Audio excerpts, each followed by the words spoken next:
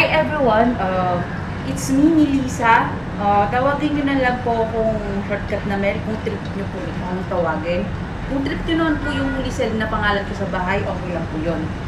And so for today po, may isa po akong bagay na i-discuss about po sa mga na-content ko nung August 21, 2024. Ito kung hindi ikaw ang aking mga salita para sa aking mahal na aso. Siguro, ito kung na-content ko nung nakaraan is, ginawa ko po siyang comedy. Dahil po, kasalukuyan pong pinaghahandaan ko po yung sarili ko na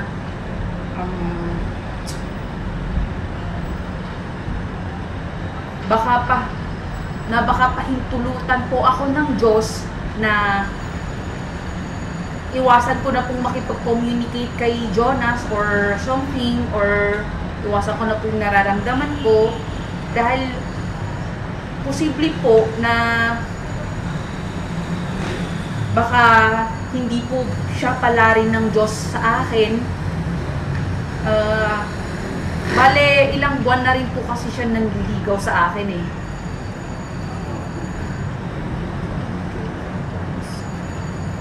Nasa mga 8 months na po.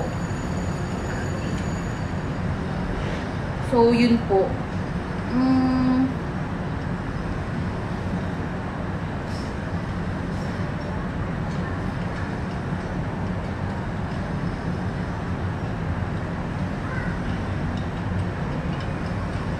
Yun, lahat po ng mga content ko, yun po yung way ng pag-prepare ko sa lahat.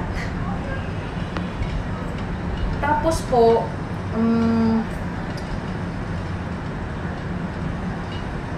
nung August 4, 2024 po, meron po din ako isang content na kung hindi ikaw ang ibinigay ng Diyos sa akin, parang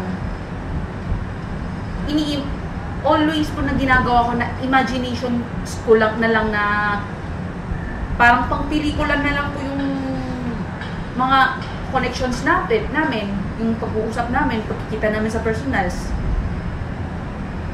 Yun po talaga yung reason na baka pag hintulutan po ako ng Diyos na hindi niya ilalaan si Jonas sa akin. So, yun po. Yun lang po yung dalawang kinontent ko, yung tungkol sa mga poetry ko, yung tungkol sa iaalay ko na lang sa aking mahal na aso ang panunula ko, at saka yung ini-imagine ko na lang na pelikula na lang yung magiging love namin ni Jonas. So, yun lang po. That's all for today. If like nyo po akong i-subscribe, okay lang po. Mag-wait na lang po ako. Bye!